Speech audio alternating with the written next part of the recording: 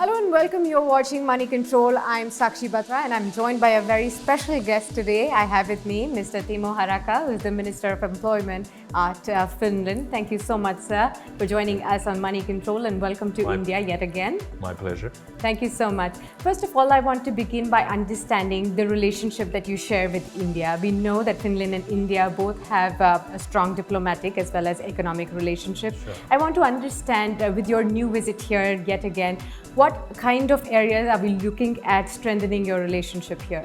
Well, I visited India several times and I was a founding member of our Parliament's India Friendship Group. Okay. So I've enjoyed a lot of meetings with top Indian politicians before this, but this has been a very, very fruitful visit. I'm heading a large business delegation and an official delegation, and we've been to Bangalore Tech Summit and met a lot of world-class companies, Wipro, Infosys, Mahindra Tech, and Tech Mahindra that way, and also Madison.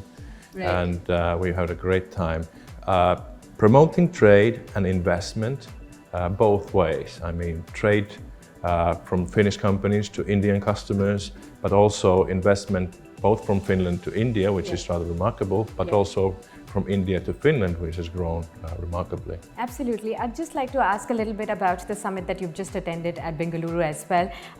As for what I understand, you've already had a tie-up with Wipro in the sphere of 5G and 6G technologies. Could you expound a little bit on that as well? Oh yes, Wipro and the University of Oulu in northern Finland signed a memorandum of understanding exploring whether they could found a lab to explore 5G technologies and 6G, whatever that might be. Yeah. And this is just proof of the cutting-edge technologies that the Finnish environment produces. As you know, we've been ranked as number 1 in digitalization and competitiveness in digital area.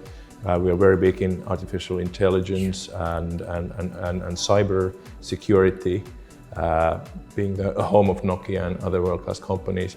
But on the other hand, also India has been very remarkable on this sector, and I think it's a win-win situation for all of us. Right, exactly. And I wanted to ask you about digitalization, since you are a marquee player in that. So especially at a space where we at India are just beginning in this sphere of digitalization, what is it that Finland can contribute to? What are the strategic areas that we can look at collaborations, and what kind of technologies can be imbibed from you to be able to generate more employment in this kind of a sphere as well?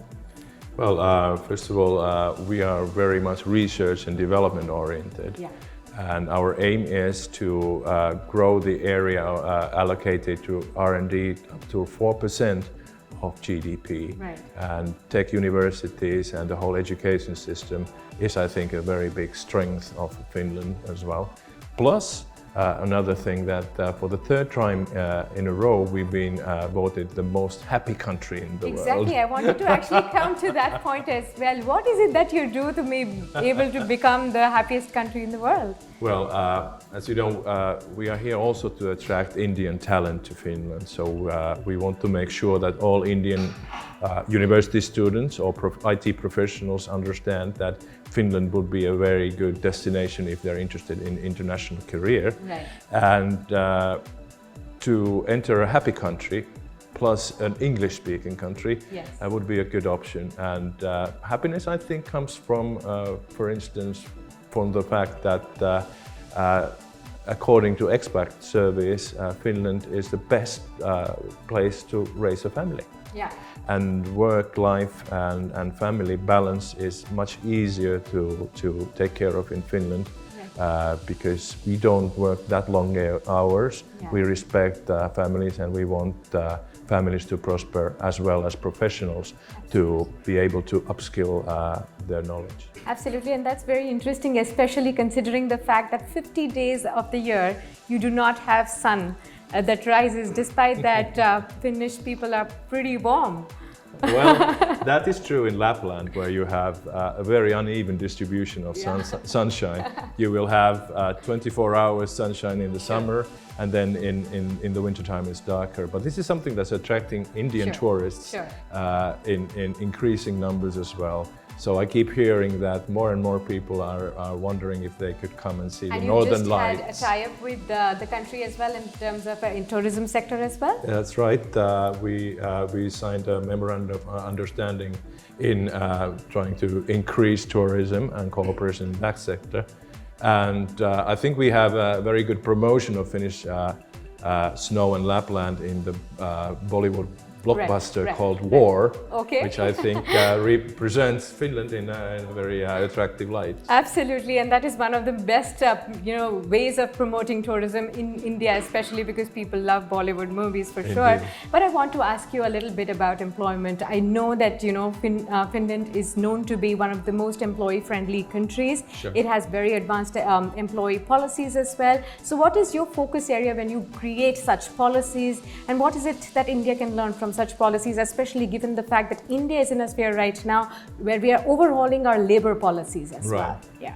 So I met with the State Minister of Labour Employment, and it was really impressive that there's going to be a big overhaul on labour laws, particularly since I got the impression that labour protection, minimum wage issues are going to be taken care of. And I think it's very important that people feel security in their jobs.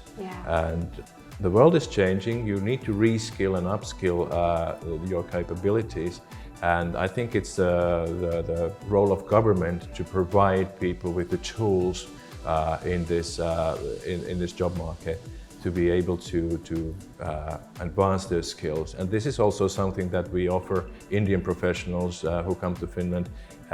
It's very much possible to combine an academic career and skilling to what you do for a living. Right. And how can digitalization really help India create more jobs? Especially this is a sphere, unemployment is a big concern in India right now. As per the latest figures that we are hearing, unemployment is at a 45-year high. So that is a big area of concern for India. Yes, I think at least in Finnish government program, we have two objectives stated right there at the title of the government program.